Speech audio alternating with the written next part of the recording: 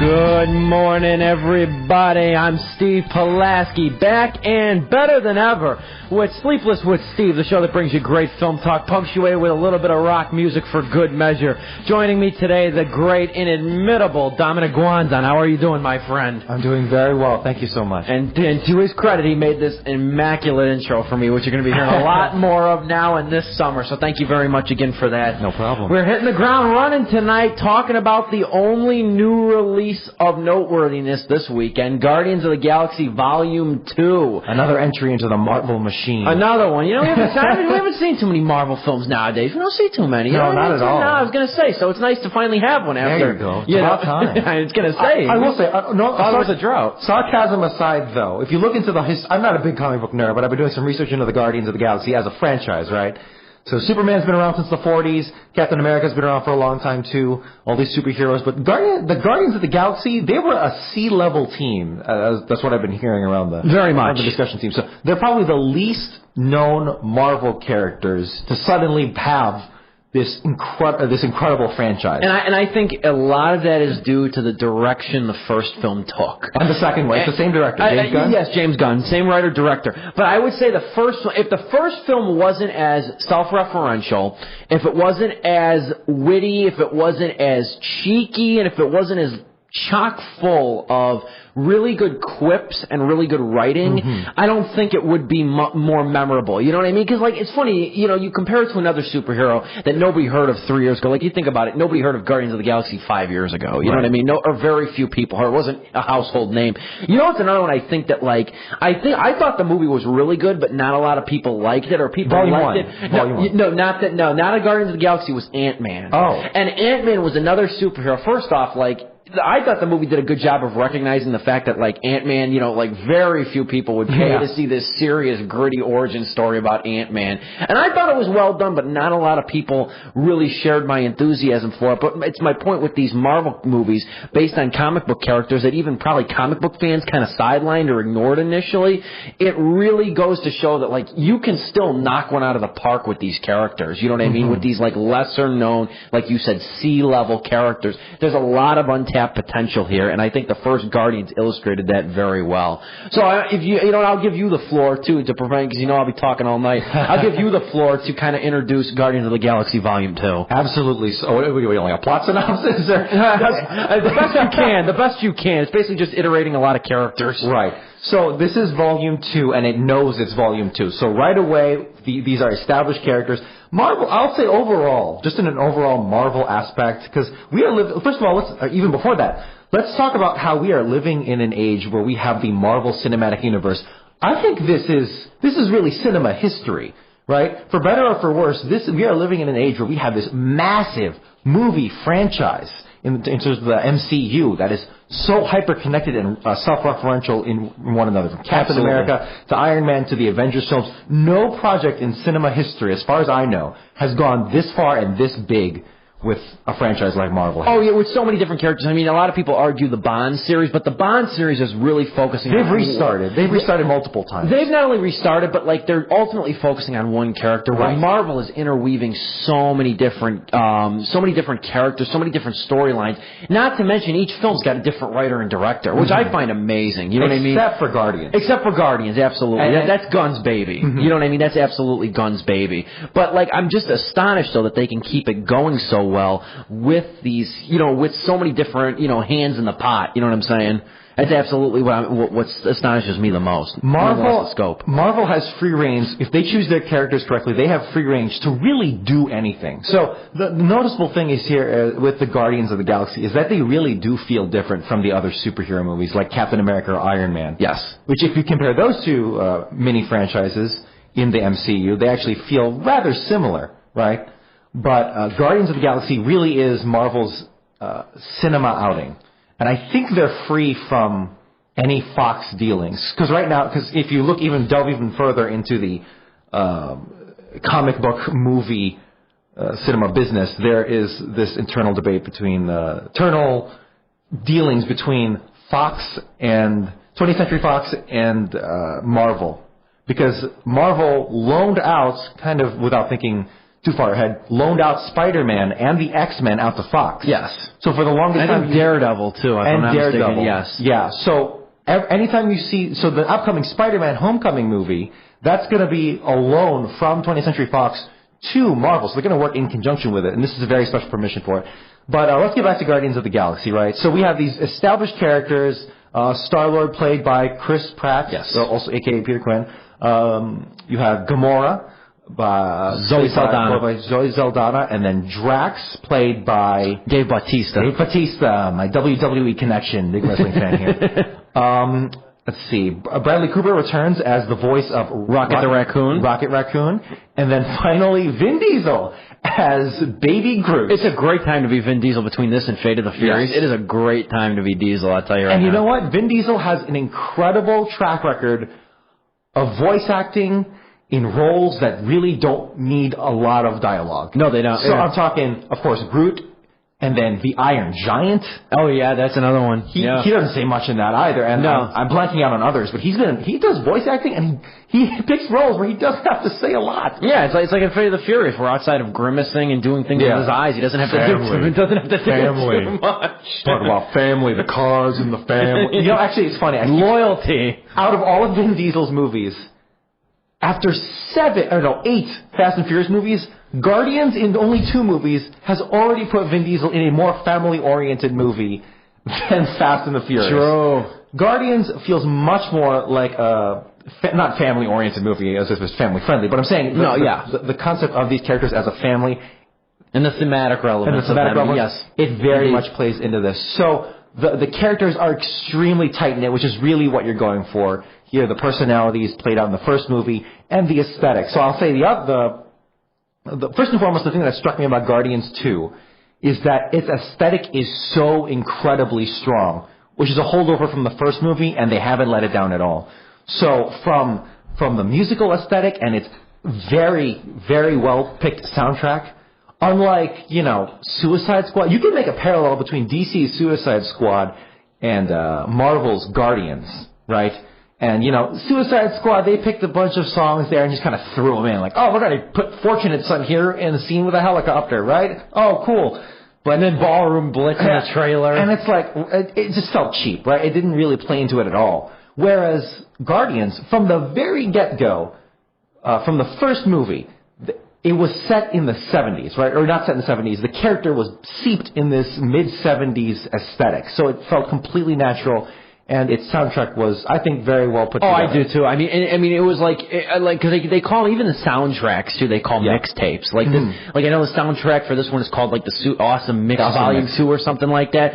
And I mean, even in this one too, I'll tell you, one of my favorite moments, a lot of my favorite moments for this one come within the first hour, and one of which is the unexpected. I heard the melody, and I thought, is the Lakeshore Drive is the song, which is incredible. And I mean, even the first one too had Hooked on a Feeling. Had Come and Get Your Love, you know what I mean, by Redbone and stuff like that. It had a lot of just great music, just absolutely immaculate music. And also going on that aesthetic, the makeup in this movie felt so natural. I honestly couldn't tell what was CGI. In terms of just the makeup of the characters, obviously there was a lot of very clear CGI used throughout the film in the action scenes, but Drax, apparently, that was all actual makeup. Yes. Right? And he's just... His entire torso from the waist up is just drenched in this makeup. Same with Gamora. It's all protruding veins, Same with Mickey Rourke. I should say Mickey Rourke here plays a big, big role in the film. And, the gold characters you meet in the first 10 minutes of the movie, it's very distinct aesthetic. And I'll even say this. Its aesthetic is so 70s. So 70s, I think it even screams more 70s than the original Star Wars films, which is such a strong 70s sci-fi aesthetic. Yeah. Right? Yeah, I was going to say, Gunn devotes a lot of time to visuals, you know what I mean? And a lot of time to making things work and to make, like you said too, you brought up you drew a great comparison with Suicide Squad and a great juxtaposition in that sense, is that here's a film, I mean, Suicide Squad, I've said before on the show when we were talking the Oscar nominations and stuff, I said Suicide Squad I think was murdered in the editing room. I think it was. I think they shot that movie to be pretty good, and I think that the movie, they kept director David Ayer's focus, or real thesis and structure, it would have been a pretty good movie. But I think they slaughtered that movie in editing. I think that they really left a lot of stuff on the floor. I think they took a lot of cues from people that they shouldn't have taken cues from, or were dictated by people that shouldn't be in a place of dictating what they should have done. Because you hear a lot of the inside scoop of that movie is that the executives wanted the movie cut like the first trailer. You know what I mean? And they cut a lot of the Joker and everything like that. So I think that movie was really ruined in post-production, I do. But Guardians of the Galaxy, even Volume 2, I mean, you could tell every choice that was made aesthetically, whether it be visually, on a soundtrack level, or just in a really costume level. All these choices were deliberate, thought out, planned, conceived very well. I'll credit that to both films. Now we're going to talk about kind of again, no spoilers, of course, but we're going to talk about the story structure here and how the plot plays out. Steve, you kind of had some criticisms in your written review. Indeed, I did. I don't know if you checked it out beforehand. Yeah, it's SteveTheMovieMan.ProBoards.com. Thank you, I appreciate it always. You want to dive? Or I was gonna say, you want to dive into the plot at all, or you want me to or you want to just jump in right there? I say you take. I will say, I'll preface it with this. You mentioned kind of a little blurb from your entire review. This is the sharpest decline from first movie to second for Marvel. For Marvel. Yes. So you're saying Volume 2 pales horribly in comparison to the first one. Yes. Would you agree? Okay, why? Absolutely. Why? For a number of reasons. First off, I said it was the steepest decline since the Avengers and Age of Ultron, which was a steep decline. I agree. I don't think I think there's always going to be a drop-off point for the Avengers. Like, Age of Ultron is not a bad film, but there's a lot in it. I thought Ultron was pretty tacky as a villain, and I think Marvel's had a long history of having a hard time with villains, too. I think that's a very consistent trouble with them. But Age of Ultron, too, I think Age of Ultron was just trying to be way too funny at times. They were trying to be way too comedic. You know what I mean? Joss Whedon, I think, was way over his head when it came to the jokes and that. But with this film, though, and I think that you're finally starting to see the perils of Marvel working so closely with TV now, because they've dabbled so heavily into TV, not just with Agents of S.H.I.E.L.D., their big show on primetime night TV, but also their shows like Luke Cage, Jessica Jones, Daredevil, their Netflix properties, their Hulu, I think they have Hulu properties as well. They've spread themselves very wide, they've extended their brand. Guardians of the Galaxy Volume 2 feels like an episode of Agents of S.H.I.E.L.D. It's incredibly low stakes for these characters to begin with, too. Really? I think it is very low stakes here. And it takes too long. This movie's almost 2.5 hours long, steadily approaches 2.5 hours long, and it takes too long for you to realize that this movie isn't really going to be even, I think, in my opinion, noteworthy come Volume 3. I don't think the events in this movie are going to carry over at all to Volume 3. I don't think that there was anything in this film that had like a gravitas to really be anything more than kind of a stopgap bridge between the excellent origin story and what's going to be the upcoming finale and simultaneous integration with the latter Avengers movies. Mm-hmm. I don't think there's anything here besides a standalone movie that concerns angsty characters and daddy issues. And I think that's bothersome, too. I just sat through 2 hours of Power Rangers, too. You know what I mean? I don't need to see it again. And, I think that I think a lot of the film, too, I think the characters are still interesting. I think that Yondu, played by Michael Rooker, who I think is very cool. I think that he's got an interesting edge to him. And I thought Mantis was pretty cool too. I thought she was very interesting as well. I thought she had a couple good moments too. But the only thing for me that worked in this film too, besides a couple one-off lines from the characters, like the characters I just named, was the fan service, which makes sense. I mean, I don't know if you know this about the original Guardians of the Galaxy film, but there's James Gunn, and if you follow him on Facebook, he's very interactive with fans. I give Gunn a lot of love for that. He's very interactive with his fans and readers. He claims, and I don't see why he'd lie, but he claims that there is an unfound Easter egg in Guardians of the Galaxy for the first film. And it's a big one, he said. He said it's one that carries throughout the whole film. And he said no theories he's read online, nobody has found this Easter egg yet in the first film. What a tease. Have you found it? I'm the one to find that. I've seen it once. You know what I mean? I would not be the person to find that. But that's what he says. So what I'm making my point is that Gunn is a master when it comes to infusing movies with the stuff that we like, the stuff to make us smile. And I think that he does a really good job in the first hour of doing that, of bringing that style back. But then once the movie gets bogged down by a lot of character drama that either feels forced or inconsequential, in my opinion, outside of Star-Lord and Ego, played by Kurt Russell, who's really good here. I will give Russell credit, he's very good here.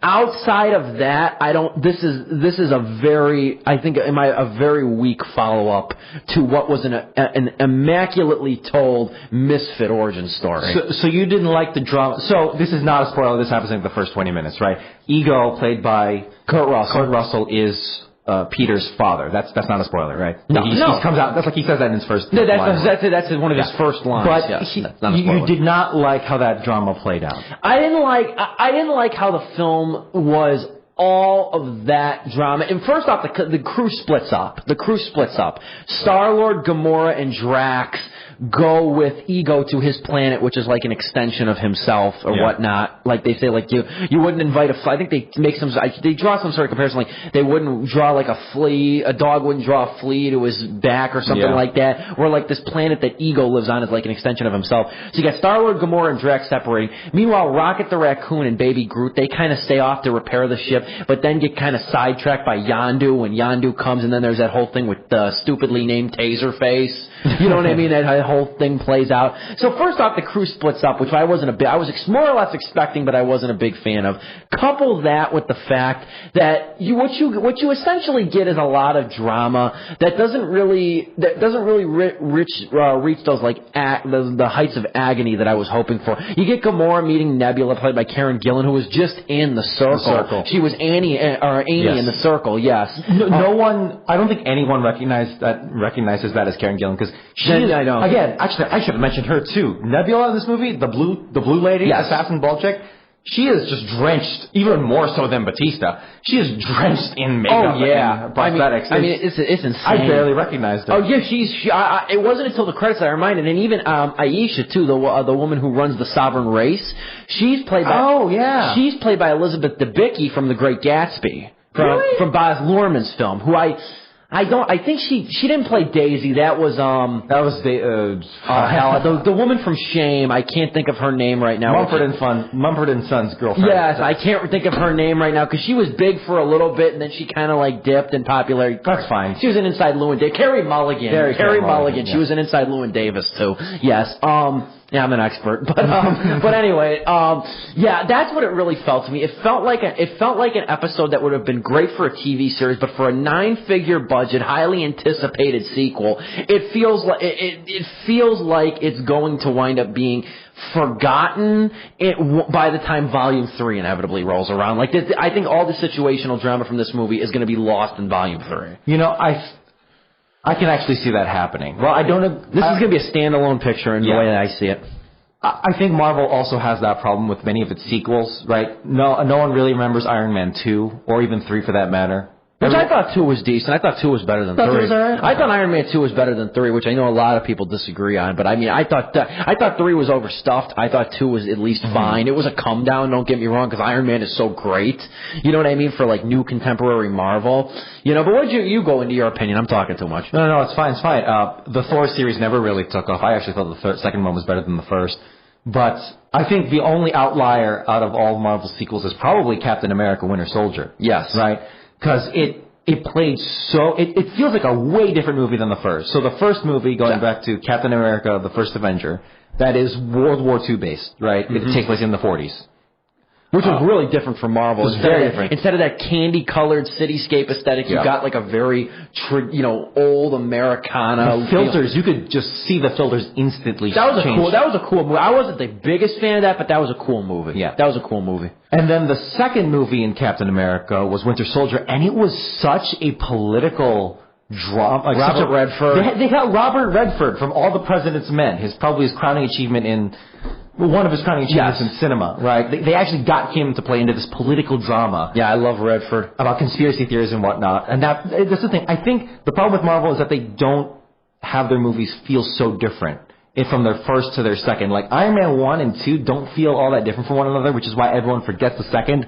The Avengers, the first one and the second one, they don't feel different enough because I think they were both held by Joss Whedon. Mm-hmm. So then they don't feel different enough.